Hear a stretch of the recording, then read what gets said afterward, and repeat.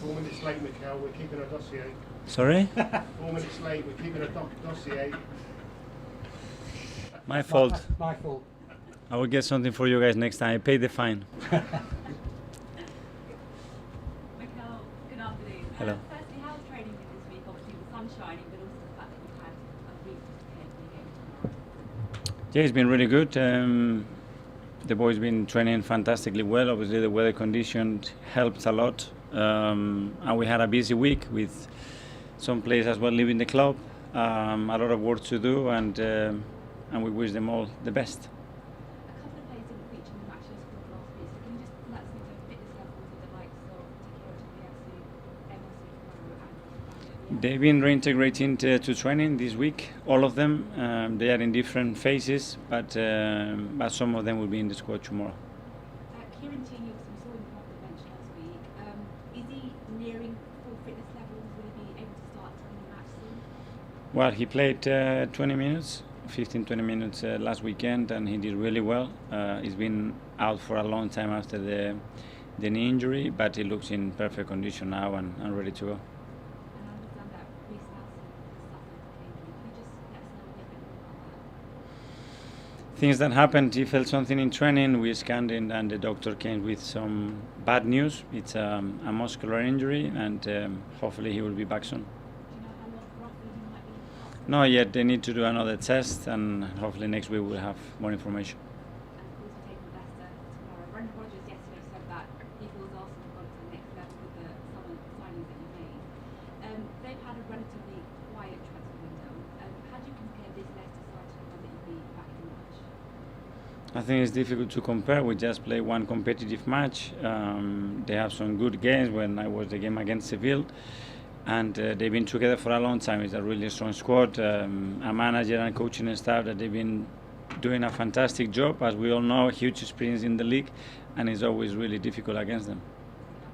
Thank you.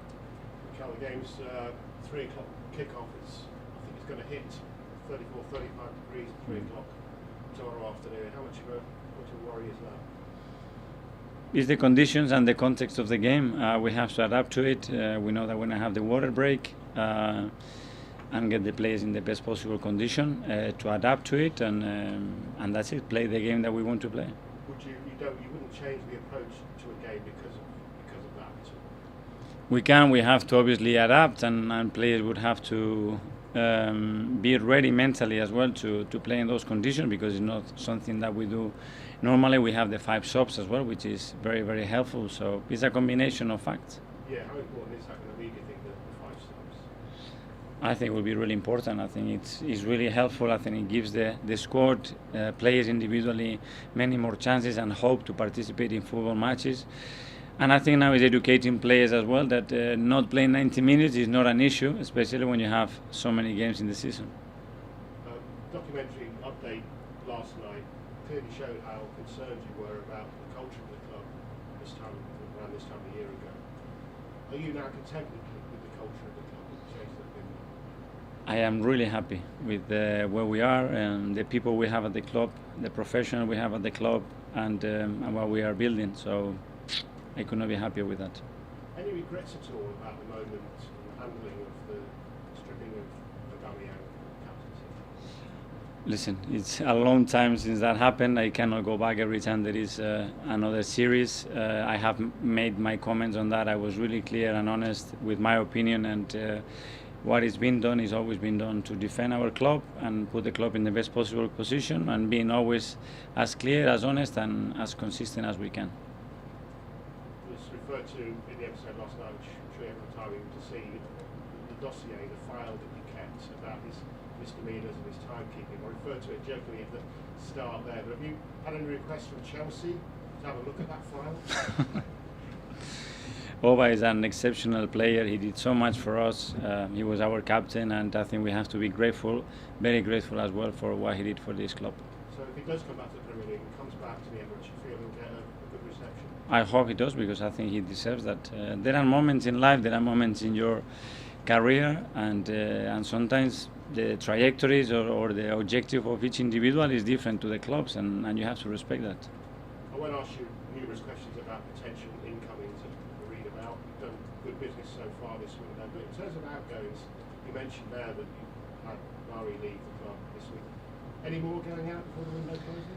Well, we have Bernd as well. We had Lucas Torreira, so there were a few. Obviously, we had Flo Malagan going on loan as well. We had moved the squad a lot, and we are still willing to finalize the squad the way we want. We can add in something great, but as well there are a few players as well that we have to find the right game time for them, because at the moment I think it's going to be difficult. Kieran Tierney to City is not one that you've heard about. No, and you know that I'm not going to be commenting on individual cases. Thank you. Thank you. Okay. George? Mikel, hello. I just wonder, have you had to change anything this week in terms of, because it's been so hot with the heat wave, about training, or have you just carried on as normal?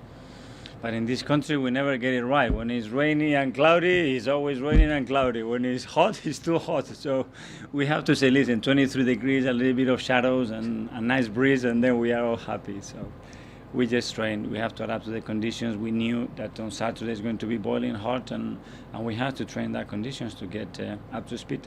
You mentioned the culture of the club and how happy you are with it now. How different was it to when you took over, and why was it so different? Why was it so low, possibly? It was the club's main objective at the beginning to try to completely change that and create, installed, and make people that are participating on a daily basis with the club proud, happy, and accountable for their jobs. And I think we have that, and I think you can see that level of commitment and passion transmitted to our supporters, and that's why at the moment there is such a unity at the club. Is every player buying into that culture, that they know the non-negotiables? And when you sign new players, do you explain the non-negotiables to them and what they need to do to be at Arsenal? It's the first thing that we talked about, is what we're going to expect from them, what they're going to expect from the club, what our values are, how we like to be behaved and perceived, and that we're here to have enjoyment. It's our passion, it's what we love doing, and in order to do that we have to get on well. It's a lot of people, clubs are bigger and bigger every day, and you have to have, first of all, that respect in order to have enjoyment together. A lot of Arsenal fans are enjoying your team talks in the Amazon documentary. I just wondered who was the sort of biggest influence on you as your team talks when you was playing, or who you picked some of that stuff up from along the way? I think those moments are very personal and happen really in the moment. How you are feeling, how you sense the atmosphere around the dressing room, what the players need in the moment, what the occasion is, and it has to come out from yourself naturally. Obviously, you have always people that inspire you in your life, that have educated you, and that helps.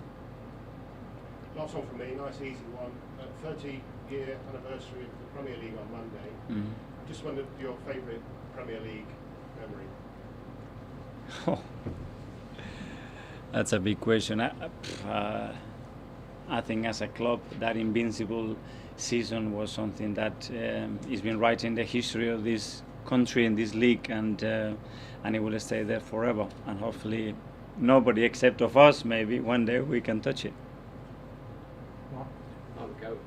William Saliba, obviously, you praised him and he was right. He praised for his performance at Palace, but when you've got pundits saying he's the new Rio Ferdinand, he's as good as Virgil van Dijk, do you have a job now to make sure you keep his feet on the ground? I think he has his feet on the ground. I think that's not going to be an issue. Obviously, we have talked about the expectation that he already created before joining the club. When he was on loan, he's very aware of everything that was happening around him, and we have tried to manage that internally in a really quiet way, and I think it's better to stay like this for him because he's 21 years of age and he's played one Premier League match. A lot's been made about the culture, because we talked about it then. Do you think the other players in the dressing room will also help make sure that he doesn't get carried away, basically? Yeah, but the players really like him because he's come like a really determined and focused and humble boy that wants to really take this club forward. He's so willing to be talk through anything that you want to talk about it, coached, and his aim is to get better and get the team better, and that's it. Just another one. Emil's fit now. He only started one of the last 5 Premier League games at the end of last season. What does he have to do to get that regular pace back in your team? He needs to stay fit. He needs to stay fit, train well, and perform at the level that he is able to perform. Because when he does that, it's really difficult not to pick him up. James? Just picking up on what Mark was asking there about Saliba, I think one thing that the pundits mentioned a lot was the confidence, the composure that he showed on the pitch. When he came back from Marseille, did you get any sense that he changed in that regard and developed from his time away in France? When we got him back in pre-season, Yeah. the first impression was really positive. It's just as you said, his body language, his presence, and the confidence that he was acting with. He was very mature. And I believe his agent came to call me over the summer for talks. 2 years left on his contract, and must be one you're keen to tie down quite soon. We will address all these issues like we always do. That's why the board and Edu will be preparing all the scenarios that we can possibly face, and we want players to be happy here and feel valued. But we just started the season.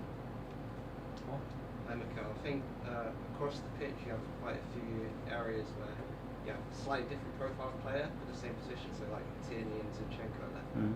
I was just wondering, as a manager, how useful is that for you to have slightly different options when you're facing an opponent?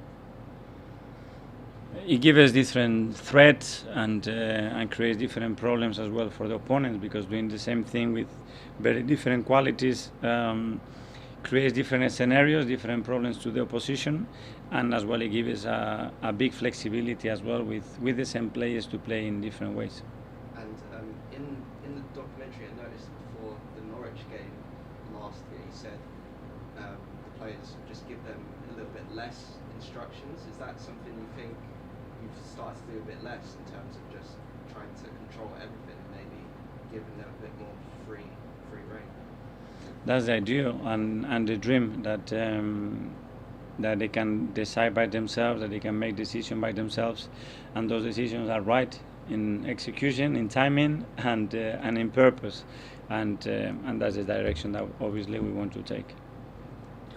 Just on Fabio Vieira, what position do you see him playing? Because he's so versatile, he can play in various positions. We didn't see him much in pre-season. And I think that's something that the player is going to tell us. We will try him. We already are trying him in training different positions, but he's played off the left, off the right. He's played as a false nine, attacking midfielder.